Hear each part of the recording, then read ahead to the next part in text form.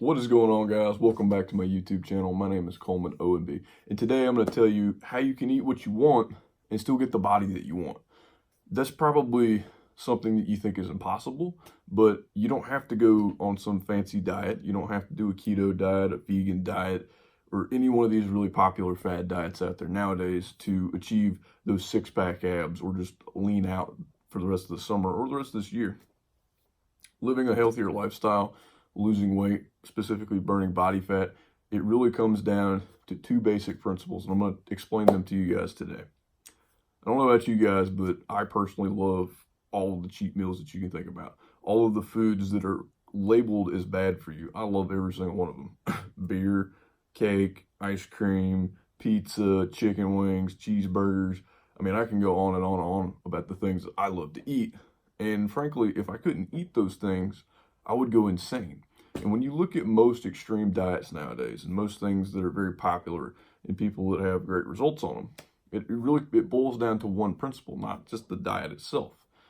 It boils down to how many calories that person consumed and how many calories that person burned.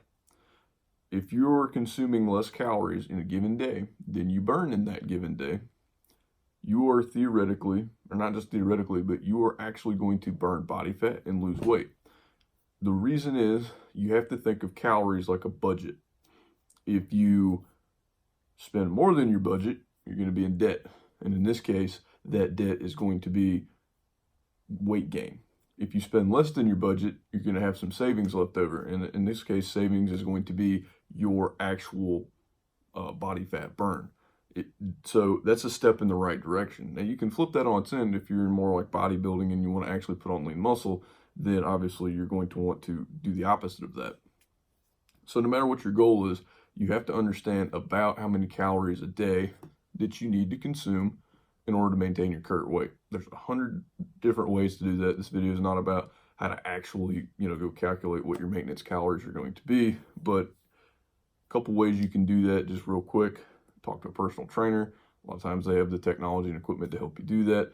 You can look up the equations to do those things yourself. They're pretty straightforward, but they require a lot of data that you would probably be better off to get it from a personal trainer, and so on and so forth. If you have a Fitbit or a smartwatch or things like that, it's going to show you about how many calories you burn in a given day, things like that, rest and metabolic rate. I mean, we can get real technical about it, but at the end of the day, you need to consume less calories than you're burning. It's just that simple, that straightforward.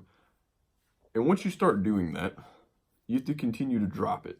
Now, keeping track of all this is where it gets complicated, and that's where I suggest downloading an app. The app that I personally use and that I love, and part of the reason I'm making this video, is called BiteSnap. I'm not a paid spokesperson for them. This app is 100% free, so you're not going to be charged for it when you buy it or download it. It is a picture log food tracking app. Sorry, I was trying to think the words and get them out. But basically what that is that every time you eat, we're naturally going to take a picture of our food, especially like if you go out to a great restaurant and you're Instagram, maybe you like to Instagram it and you're on a date or something like that, and you take a picture of the great burger or the steak or whatever it is that's in front of you, and then you post it. Well, this is no different, except this is an actual food journal. So when you take a picture of it, it's going to guess what you have. So if you got a T-bone steak, some mashed potatoes, and green beans on your plate, it's going to take that software that's in the app and actually guess what you're eating.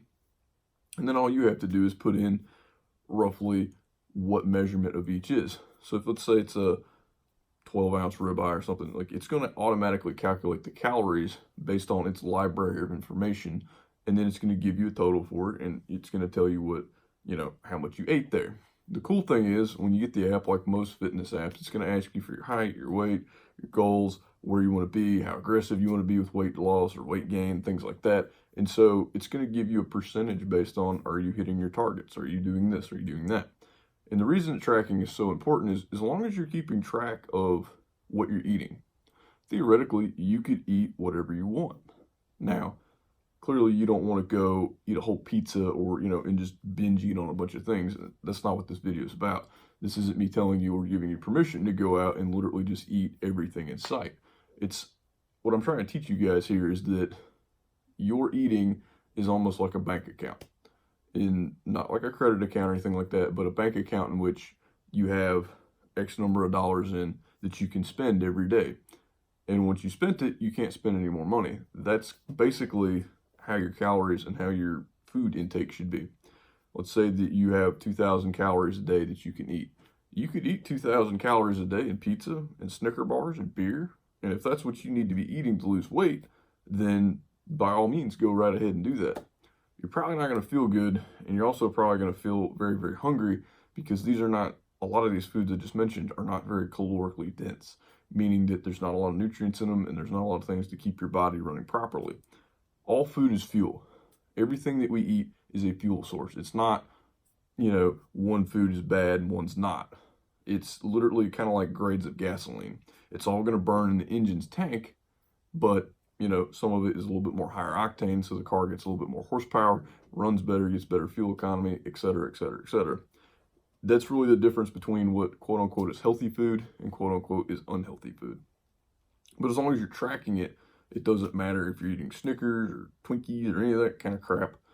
You track it and understand how much it takes out of your daily budget, and you'll find that you can eat most of the things you enjoy, especially if you're on a diet especially if it sets you up, or you find yourself eating around 2,200 calories a day, or maybe 2,000. That's 3 to 4 solid meals a day with maybe even room for a snack. Where you're going to find yourself very slim in terms of what you can eat is when you get down to really low calories, which is what a lot of fad diets like to do. And the problem with low calories, and we're talking like 1,500 and below, is that they're just simply not sustainable, especially for long term. It's not good for your health. You're going to start to feel sluggish, tired, emotional, angry, like all these kinds of crazy things.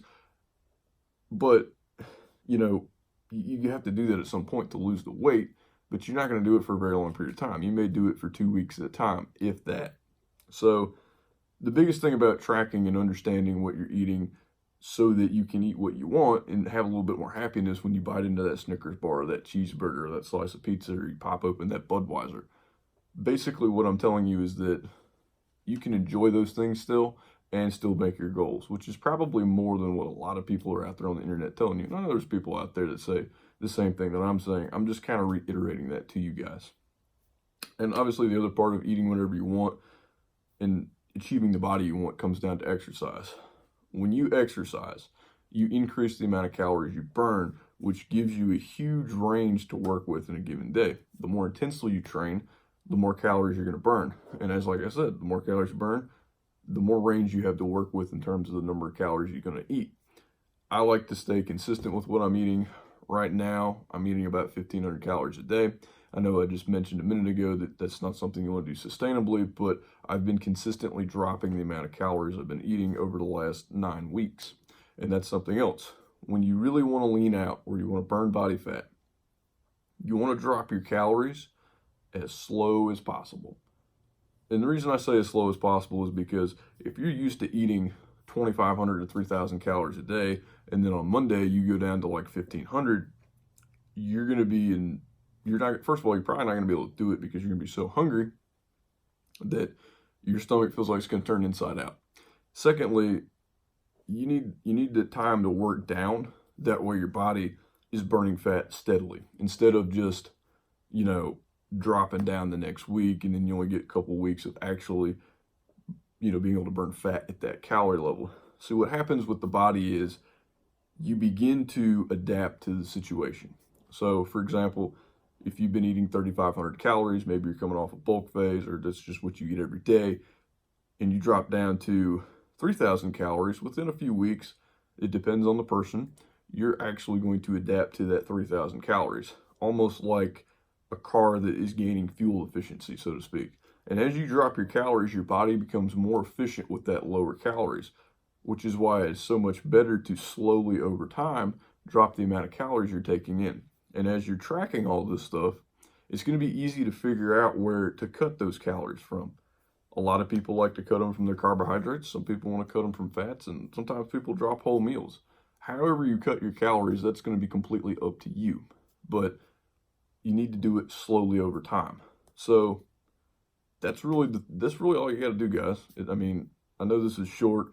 I know there's not a lot of, scientific data on my screen. I know there's not a lot of edited things in this video, but it is very important to understand that you just got to track your food, slowly drop your calories, and make sure you exercise. That's really all you have to do.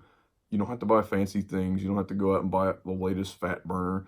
You don't have to, eat at the healthiest things. You don't. And here's another thing: you don't even have to eat organic. You don't have to buy like the most expensive food in the store that is branded to be more healthy, because there's absolutely no data anywhere that proves that an organic product is going to help you lose weight faster than will a product that is non-organic. So that's my thoughts for you guys tonight or today. Very happy to be back doing these. Expect a little bit more from me. If you could do me a favor, if you liked the video, if you found the content helpful, hit that subscribe button below. I'm going to be putting out more content as time goes on. Love each and every one of you guys. Thank you so much for watching. Catch you next time.